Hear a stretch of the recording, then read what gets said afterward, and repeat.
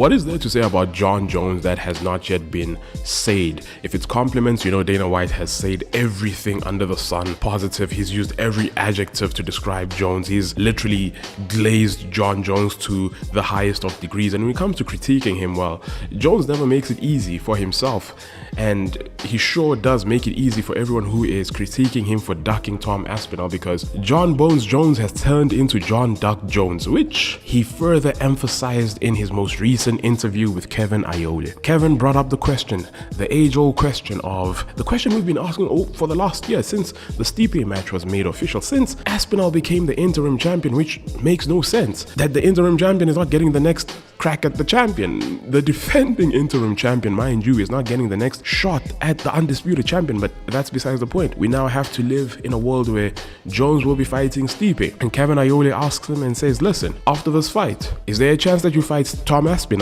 If you do beat Stipe Miocic, is there a chance that you fight Tom Aspinall? And Jones says, nah, that fight does nothing for me. What has Tom Aspinall proved? What has he done? Jones is so good at talking shit on other people. He's so good at downplaying Tom Aspinall, and he's like, what does the fight benefit me for? It does nothing for my legacy. Saying that the dude who Tom Aspinall beat got shown up in his most recent fight. Talk about Sergey Pavlovich getting shown up and pieced up in his most recent fight. Forgetting that Tom Aspinall beat the dude that pieced up Sergey Pavlovich. Tom Aspinall has essentially cleared the heavyweight division. He is running through these guys. He beat the dude who gave him his only loss in the division. Not to mention that it wasn't even a loss, it was just a freak injury, and Jones had predicted that Curtis Blades would be the dude to beat Tom Aspinall because of how Curtis moved in that 1 minute clip that Jon Jones was able to study. And he was like, listen, I spent my life studying fights, and therefore I can tell that Curtis would have won that fight, and he's gonna do much better than you guys anticipate. Don't be surprised. And come back to this tweet. And when Tom finished Curtis in the first minutes or so, Jones was nowhere to be found on Twitter. And for as much critique that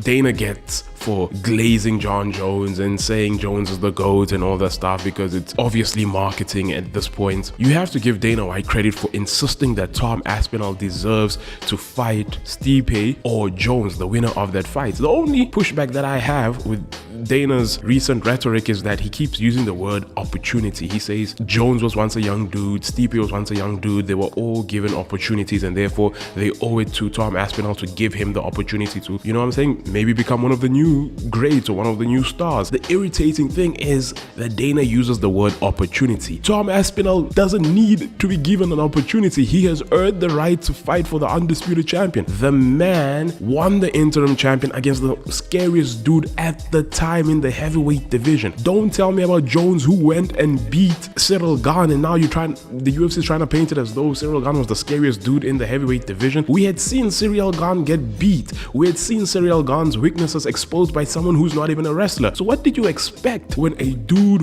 who is an elite wrestler and submission artist or whatever it is that Jon Jones is? I don't think he's an elite submission artist. I can't remember that many times he got submissions, but he is an elite wrestler. What was he gonna do with someone who was exposed by someone who isn't an elite wrestler? He was obviously gonna dominate the dude. So Cyril Gane was already exposed prior to fighting Jon Jones, but now Jones is trying to make it seem like, I beat the most unique and freakish athlete in the division. I finished him. That was more impressive than fighting Tom Aspinall. So Cyril Gane had done enough at the time to warrant a fight against Jon Jones, but Tom Aspinall hasn't done enough. Even though he has defended his interim champion, he has beaten dudes who were much scarier at the time than Cyril Gane, dudes who were undefeated, I believe, at the time of fighting Tom Aspinall. I mean, who had knocked out Sergey Pavlovich? The man was running through everyone. He was scary, and Tom Aspinall slapped him. That is more impressive than going and submitting a dude who was already shown to have weaknesses in wrestling against a dude who could not wrestle. And then what does Jones do after that? He says he wants to fight Alex Pereira. He says that's the fight that he feels would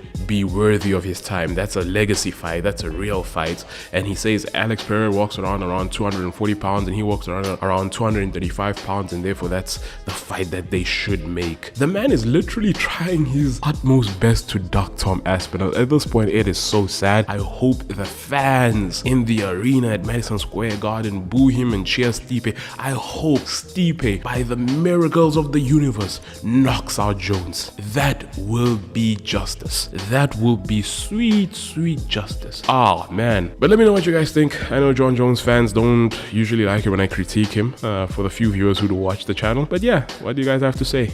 Cheers.